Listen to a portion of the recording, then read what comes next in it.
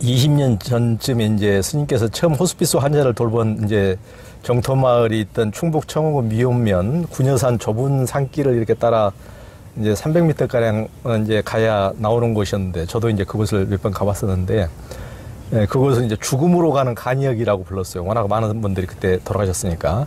그때 제가 갔을 때도 일주일 새만 해도 5명이 죽어나갔다고 했는데 스님이 이제 그때 40대이셨는데 그때도 뭐 스님이 양말도 신지 않고 얼굴엔 피로가 가득하고 입가에는 부르튼 상처가 이제 지금도 늘 입가에 부르터가지고 늘 뭐 이게 죽음이라는 게 예고하고 찾아오는 게 아니니까 그게 제일 피곤할 것 같아요. 출퇴근이 정해져 있으면은 조금 한데 이렇게 갑자기 이렇게 이제 돌아가신다 그러면 자다가도 일어나야 되니까 그게 참 돌보시는 케어하시는 분들로서는 참 너무 힘든 일일 텐데 하여튼 이제 죽게 생겼다 그러면은 주무시다가도 맨발로 달려나가서 주간에 손을 잡고 이제 눈을 맞추면서 나를 하얗게 밝히고 피곤한 상태여서 참 스님 그때 제가 보기에도 참 안타까웠는데 죽음은 늘 예고 없이 찾아오게 이제 호스피스 일이라는 게 너무 다른 직장 일과 달리 또 아까도 스님들 보시기에도 너무 아유 이 일을 어떻게 감당하고 살까 우리 능행 스님 은사 스님 잘못 만나가지고 엄청나게 고생하시네. 네 맞아요. 우리 상자들도 네. 정말 울어가면서 네, 지쳐가면서 울어가면서 저를 따라서 이 일을 배워가고 하고 있는데 제가 때로는 참 아이고 세상에 우리 스님들이 나를 안 만나서 정토마을에 출가 안 했더라면 이 고생을 안 하고 살 텐데 이런 마음이 예, 들어서 가슴이 아플 때가 있죠. 그러니까요. 너무 미안하고 상자들에게. 전 이제 한 사람 나가고 또 들어옵니다. 그리고 또 한 번 들어오시는구나. 네. 이게 뭐 생사가 파도 같아요. 생사가 파도처럼. 일어나고 사라지고 사라지고 파도가 같아요. 여기 살면 욕망이 없습니다. 욕망이. 욕망할 일이 없어. 왜? 끝없이 죽고 죽으니까 우리도 언제든지 저렇게 죽을 건데 뭘 욕망하겠습니까? 이 순간에 열심히 충실히 살아야지. 그러네요. 지금도 휠체어에 타고 내리시는데 정말 완전히 딱 봐도 말기암 환자네요. 네. 말기암 진단을 받아야 2, 3층에 입원할 수 있고 1층은 그냥 뭐 아무 질병이나 다 올 수 있지만 2, 3층은 그 진단이 있어야 오기 때문에 다 말기암자죠. 그러네요. 이제 충북 정토마을에 그때 제가 간 날도 스님이 이제 전날 곳곳에서 그곳에서 이제 숨을 거둔 한 젊은 망자 입관식에 가는 이제 장례식장에 간다 그래서 저도 그때 이제 따라갔었는데 이제 그 고인이 30대 후반이었는데 정토마을에 온 것이 이제 췌장암 말기로 4개월 전이었는데 이제 그 고인은 장가도 가지 않고 건축 일을 하면서 이제 돈을 벌고 돈만 벌면 여자도 생기고 집도 생기고 원하는 것을 모두 가지고 행복할 것으로 생각했다고 했는데 써보고 싶은 돈도 못 써보고 돈을 모아서 이제 어느 정도 살게 됐는데 말기 췌장암이라니 웬 날벼락이냐고 했다고 그랬어요.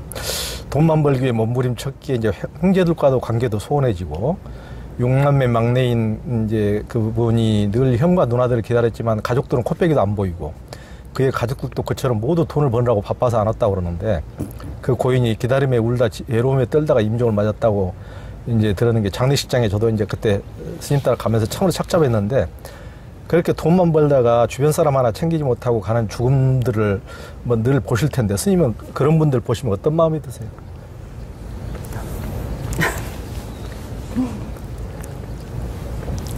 우리 조연 기자께서 그때가 언제인데 그걸 기억을 하고 계세요? 잊을 수가 없죠. 잊을 수가 그래요. 참 그때 정말 리얼했습니다. 그죠?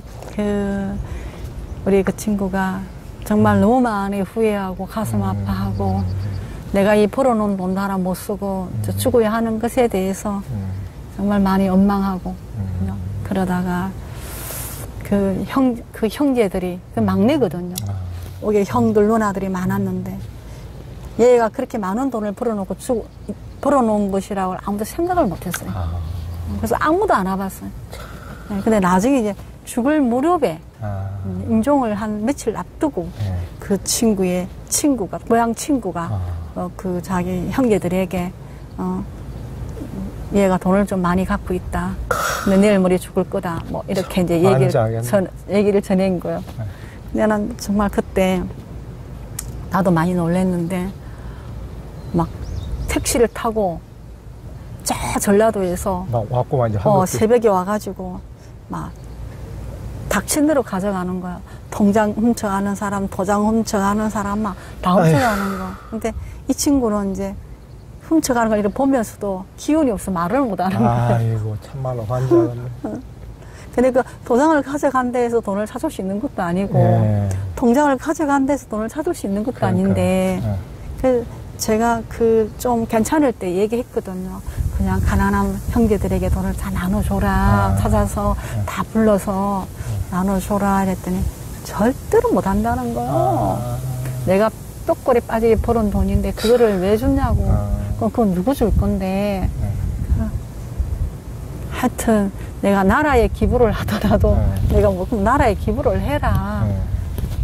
하여튼 뭐 그리 하다가 이제 임종을 하게 됐는데 그래서 이제 형제들이 와서 통장 가지고 도망간 사람, 뭐 도장 가지고 도망간 사람, 별 사람 다 있어서 막 오밤중에도 쳐들어오고 새벽에도 오고 막 이래갖고 그러다 이제 그거를 눈을 뜨고 이렇게 보면서 말도 못하고 그를 보면서 진짜 눈물을 정말 그 친구가 하염없이 흘리다가 이제 임종을 했는데 마침 그때 우리 조인 선생님 오신 거예요.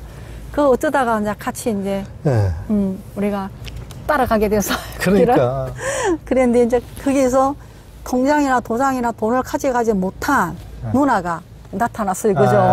나타나서 야 이놈아 왜 나는 돈 안 주고 갔냐고 그 입간하는 시체를 갖다 털고 흔들어서 입간도 못하게 하고 막 그런 이제 난리가 이제 났었어요. 그죠? 되게 그거를 이런 이야기를 하면은 사람들이 믿을까요? 조연쌤하고 내가 봤기 때문에 우리는 믿는데 이 방송을 보는 일반인들은 이걸 믿을 수 있을까? 이런 케이스를. 그렇지만 이런 케이스는 비일비재하게 일어나고 그때도 일어났지만 지금도 일어나고 있는 일들입니다. 그래서 그런 걸 보면 제 마음 안에는 그 집착이라는 게 얼마나 무서운지 알게 되고 집착하면 우리 인간이 얼마나 초라해지고 비참해지는지 배우게 되는 거예요. 한편은 그래도 또 한편은 정말 이 인간 세상이 고해받아라 하지만 너무나 정말 척박한 세상이구나. 너무나 많은 괴로움과 고통으로 뒤덮인 세상이구나. 그래서 다음 생에는 이 세상에 오지 말아야 되겠다. 다시는 이 세상에 오지 말아야 되겠다. 이런 마음이 일어나는 거예요. 봐도 해도 너무한 이 세상을 이 세상에 대한 미련이나 집착이나 이런 게 뚝 끊기는 거죠. 그게 아수라 세상이고 지옥이네요. 눈앞에 곧 지금 몇 시간 뒤에 죽어갈 것인데 자기 통장 도장 다 들고 가는 형제들 보는 참 아이고 그게 지옥이지 어떻게 뭐가 지옥이겠어. 정말 그 친구를 보면서 마지막에 그를 지켜보면서 눈물을 흘리면서 말도 못하고 누워서 그 몸부림치는 그 친구 그거를 외면하고 그 통장을 들고 뛰어 도망가는 형제들 그런 걸 보면 이게 도대체 이게 인간 세상이 이 인간 세상에도 육도가 있구나. 육도가 그래. 지옥, 아기, 아수라, 축생, 인간, 천사 육도가 이 안에 다 있구나. 이런 성찰을 하게 되죠. 참. 그러니까 그때 능행 스님이 오매 징한거 했다는 그 말씀이 기억 참 징한 세상이네. 징한 세상. 맞아요. 아이고 참. 참. 참. 그러니까 그 이제 그때 정토마을에 제가 갔을 때도 이제 비구니 스님들이 이제 능행 스님 도우러 왔다가 일손 돕는데 다시 이제 결제 처리 되면은 선빵 나간다고 스님 혼자 남겨두고 이제 떠나버린다고 해서 스님께서 밤새 눈물로 호소하는 것을 저도 이제 그때 옆방에서 스님이 눈물로 이렇게 호소하는 것을 들은 적이 있는데, 그런 때는 참 스님도 참 기가 막히셨겠어요.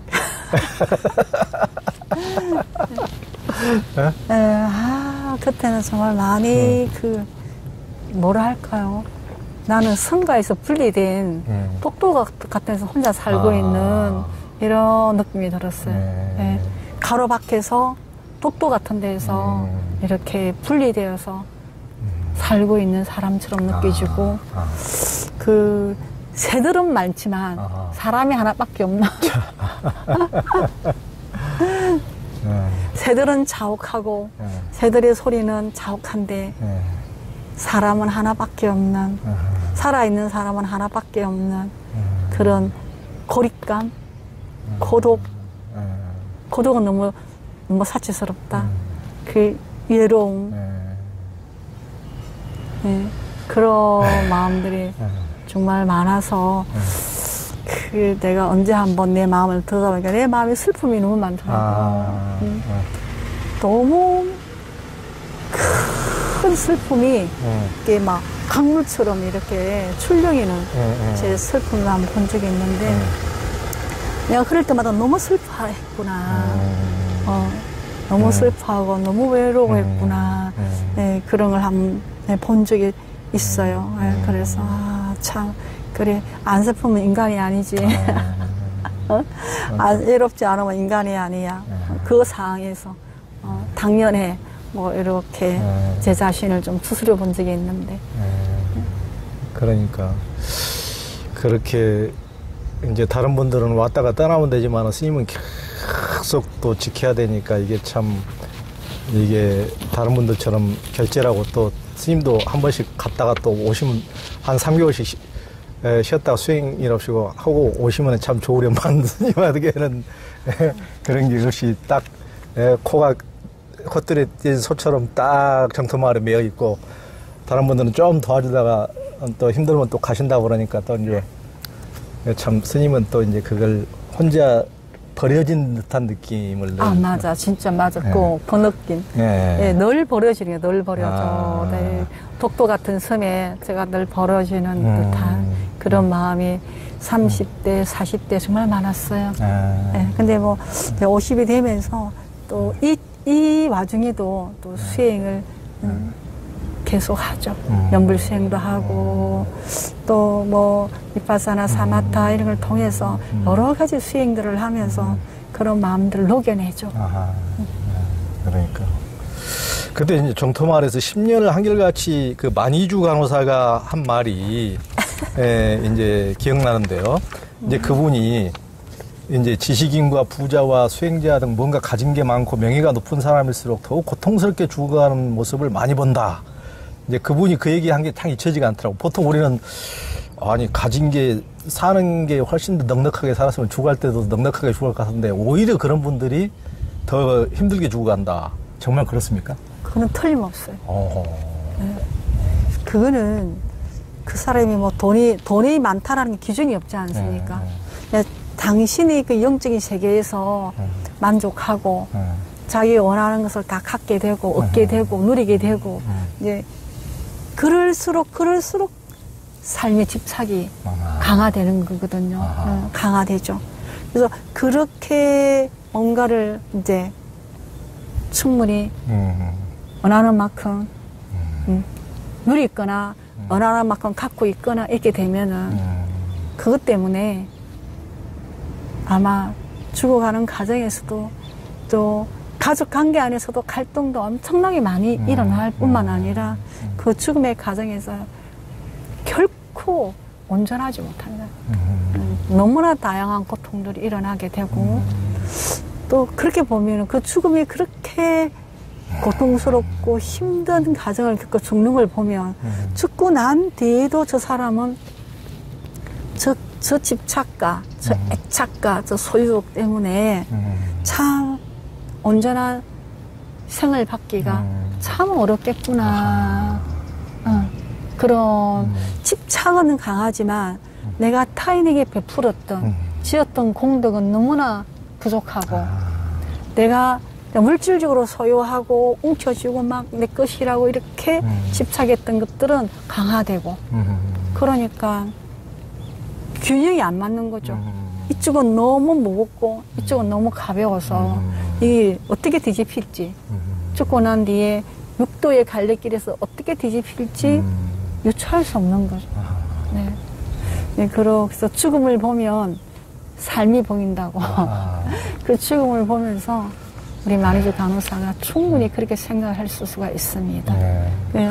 그러니까 그게 더욱더 이제 귀에 딱 들어오는 게 일반인들이 그냥 흘려들었을 법도 하지만은 우리가 물질, 돈을 가진 것뿐만 아니라 지식이나 이렇게 종교인 수행자들조차도 뭐 명예, 뭐 이른바 큰 스님, 뭐 이런 이제 그분은 종교를 다 떠나있기 때문에 쉽게 스님, 등행 스님은 종교인에 대해서는 입을 다물고 잘 말씀 안 하시지만은 이제 그런 뭐 그렇게 이제 수행의 영역에서도 그렇게 많이 그렇게 갖고 있으면은 그렇게 또 뭔가 집착하고 그 명예라든가 어떤 지식이라든가 이제 지식인도 마찬가지고 그러면은 그 자체가 죽음이라는 어떤 관문을 넘어가는데 이제 턱이 높아지는 것처럼 걸려 넘어지기 쉬운 것처럼 그래서 많이 갖고 있기보다는 많이 비우고 많이 베풀고 네. 집착을 떨구고 많이 사랑하고 많이 자비롭게 살고 이런 것이 훨씬 더 죽음의 문을 넘어가는데 가장 좋은 덕목이지 않느냐. 많이 가져서가 아니고 타인을 얼마만큼 내가 이롭게 했는가.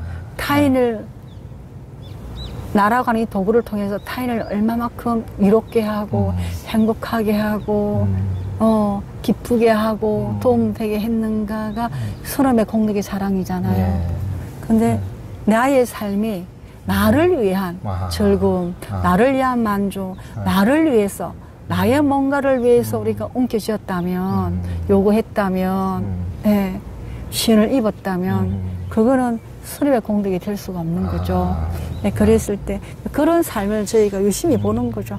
얼마나 다양한 삶이 있겠습니까? 이렇게 보면은 네, 그거 뭐 참 그래서 인과응보가 정말 엄중하고 무섭구나.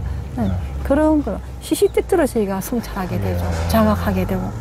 근데 뭐 역시 그렇게 자기의 뭔가를 위해서 어떻게 노력했든지 간에 했을 때 그 죽음의 질 역시 자기가 웅켜진 만큼의 부피만큼 죽어가는 과정 안에서 고통의 질량도 배가 된다. 우리 이거를 정말 알아야 하는 것.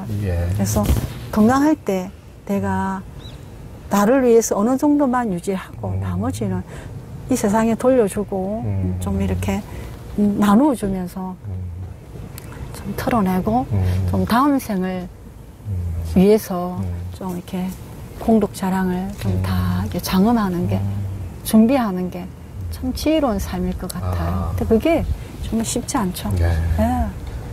굉장히 중요하신 말씀입니다. 그러니까 그 마하트마 간디가 한때 요가를 배우기도 했던 요가난다라는 분이 이제 성자의 기준을 무슨 많이 쌓고 많이 배우고 많이 이렇게 하는 것이 아니고 그 자체가 중요한 것이 아니고 그것을 에고를 강화하기 위해서 자기라는 아성을 더 굳건히 하기 위해서 하느냐 자기를 비우고 비우기 위해서 하느냐가 이제 성자의 기준이 된다고 하셨는데 굉장히 중요한 그러니까 많이 배우고 뭐 많이 뭐 수행이라고 하지만은 자기의 아성을 계속 굳건히 쌓는 데만 자기를 더 드러내고 이렇게 하기 위해서만 할 경우에는 그건 성자의 길과 반대로 가는 거다 이렇게 했듯이 정말 자기를 비워서 남을 채워주고 남을 사랑해주고 많이 공덕을 베풀고 이런 게 이제 그 죽어가는 과정에서도 그 성자다운 분들이 훨씬 더 정말 아름답게 죽을 수 있다는 그런 말씀이시겠죠. 그 이제 스님은 2015년에 숨이란 책에서 죽음이라는 쓰나미가 분명히 오고 있는데 때가 되면 가겠지 하면서 살다가 막상 닥치면 준비 없이 허둥댄다면서 미리미리 살아가는 방식과 죽음의 존귀한 여정을 생각하자고 했는데 죽음의 존귀한 여정을 생각한다는 게 무슨 의미입니까? 죽음의 존귀한 여정은 인간의 존엄성이 상실되지 않고 인간의 가치와 인간이 갖고 있는 고유한 그 의미가 상실되지 않으면서 그것들이 존중되어지면서 가치롭게 이 생을 떠나가는 여정을 말하는 거죠. 그렇게 하기 위해서는 타인의 도움으로만 가능한 게 아니에요.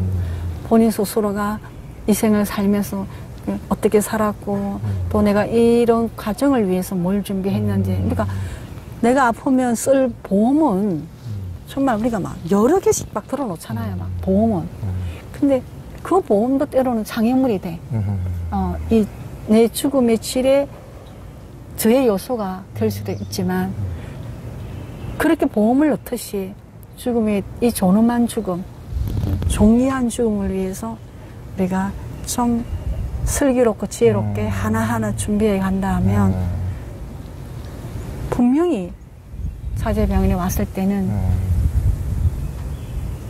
내가 비록 살 날이 뭐 3개월, 6개월 예측할 수 없는 이런 상황이지만 하루하루의 내 삶을 정말 존귀하고 존엄하게 보내려고 노력하는 방법을 이미 배워왔기 때문에 그 노력이 계속 지속된다라는 거죠.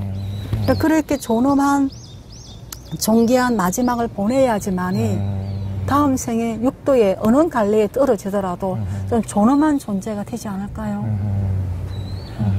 왜냐면 우리가 오래도록 익힌 습기가 다음 생을 발생시키는데 큰 영향을 미친다고 하는 내용이 그 중론에 나오고 있습니다. 그런 내용을 보면은 우리가 이렇게 평소에도 나의 존엄하고 존귀한 죽음은 어때야 되는가라고 생각해보고 거기에 대해서 매우 구체적으로 준비하면서 공부를 한다면은 우리가 뭐 100살에 죽든 90에 죽든 120에 내가 죽을 맞이한다 하더라도 존귀하고 존엄한 죽음이 나는 될 수 있을 거라는 생각을 해요. 그렇죠. 이곳에서 이제 환자들이 육체적, 정신적 고통을 완화할 수 있도록 돕는다고 들었는데요. 육체적 돌봄도 돌봄이지만 호스피스 환자들에겐 영적 돌봄이 중요할 듯한데 주로 어떻게 돌보는 거죠? 다양한 차원이 있는데 좀 하나 예를 든다면 조금 전에 저기 앉아서 지금 실시간 동안 기도하고 이야기하고 있던 환자를 만약에 케이스로 한다면은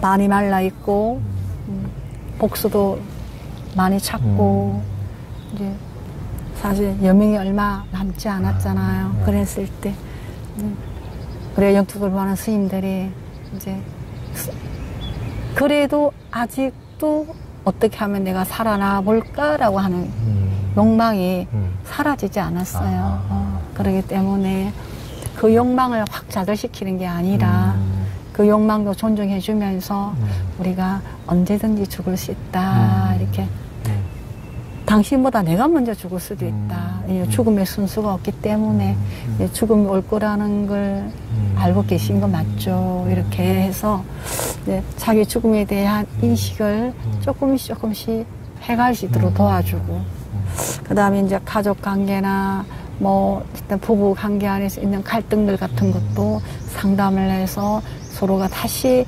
화해하고 용서하고 회복할 수 있도록 도와주고 그 다음에 이제 뭐 이제 어떻게 할래? 다음 생 어디로 갈 거고 목적지가 어디야? 다음에 목적지를 선정하게 하고 그 목적지에 맞추어서 그 길을 잘 갈 수 있도록 미리 사전에 이렇게 그 계획을 짜고 훈련을 시키는 거죠. 왜냐하면 우리가 프랑스에 에펠탑이 있다라고 내가 들었어요. 그리고 난 책에서 에펠탑을 본 적이 있어요. 그리고 에펠탑이 어떻게 만들어졌는지 내용도 내가 책에서 읽었어요. 그래서 실제 가보지는 않았지만 에펠탑이 있고 그 내용도 이렇게 해서 만들어졌다더라라는 내가 사전 지식이 저한테 있는 거예요. 그래서 이제 제가 프랑스를 갔어요. 비행기가 싹 지나가는데 오 저게 에펠탑이구나. 내가 책에서 봤던 거 읽었던 거 그게 저거네 이게 알 수 있는 거예요. 근데 사전에 아무런 에펠탑에 대해서 아무런 사전의 지식이 없어. 그림도 본 적이 없어. 들은 적도 없어. 아무것도 사진은 지식이 없는데 비행기 타고 쭉 가는데 뭐가 하나 쭉 서 있어. 저기 뭐지? 웬 탑이 저리 생겼냐? 이러고 지나간다라는 거죠. 그래서 죽음도 마찬가지로 사전에 죽음에 대해서 내가 올바른 정보를 많이 가지고 있고 좀 알고 있으면 훨씬 마지막 삶의 여정도 쉬워지고 죽음의 여정에도 내가 그때 읽었던 게 이게 맞네 에펠탑이네 하듯이 이게 이렇게 되는 거구나 이렇게 알아차림도 쉬워질 거라는 겁니다. 그래서 이 존귀하고 존엄한 마지막 삶이 되고 죽음이 되도록 우리는 이 죽음에 대해서 건강할 때 부지런히 지식을 죽음을 탐구하고 탐색하고 연구하고 배우고 알아야 한다는 거죠. 네, 중요한 말씀입니다. 이제 지금은 돈이 이제 최고라고 얘기는 세상인데요. 스님은 죽음의 질은 돈과는 상관이 없다고 했는데 무슨 말씀이십니까? 돈과 제가 여기서 보니까 돈하고 상관없던데요. 진짜. 네? 돈을 아무리 많이 가지도 뭐 말기 진단 받으니까 수술도 못해, 항암도 못해, 뭐 방사선도 못해, 아무것도 못 먹어. 그 돈이 망구에 뭐 필요가 없어요. 돈이 필요가 없더라는 거죠. 돈도 필요할 때는 필요하죠. 네. 그렇지만 돈이 전부를 다 커버할 수 없다라는 거예요. 돈으로 가능한 일이 있는가 하면 돈으로 절대 가능한 일이 가능하지 못한 일도 많다라는 거예요. 돈으로 가능한 일은 극소수의 작은 분량의 1에서 10이라면 한 4 정도는 돈으로 커버가 되겠지만 저는 6 정도는 돈으로 커버가 안 되는 부분이 있다고 생각하는 거예요. 그래서 돈하고 죽음의 질하고는 별로 상관이 없다. 차라리 우리 그 루기리병 환자의 교사님의 삶을 보면 그분이 가진 것도 없고 아무것도 없어도 부처님 불법 안에서 그의 병을 가지고 투병하면서도 행복하고 감사한 마음으로 지내고 마지막도 그렇게 갈 수 있는 거 그게 돈하고 상관없잖아요.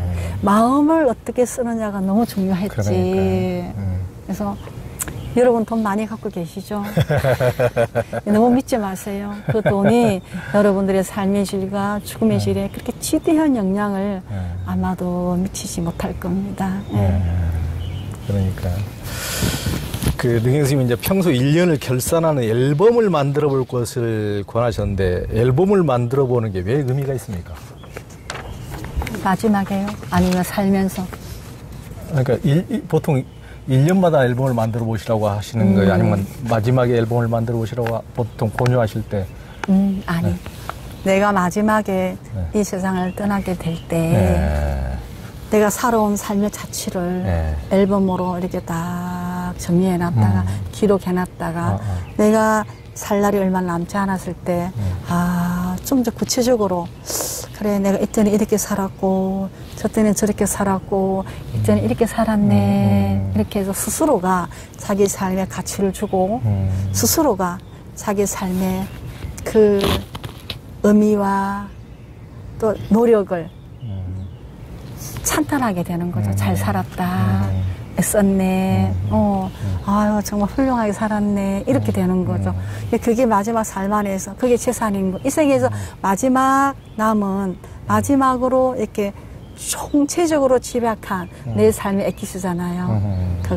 그것에 대해서 우리가 수위 찬탄하고, 그 다음에는 또 성찰하고, 다음 생에서는 이런 부족한 것들을 다음에 이렇게 살아야 되겠다. 이렇게 이제 또 준비하고. 그런데 그렇게 우리 그런 내용들이 참 필요합니다.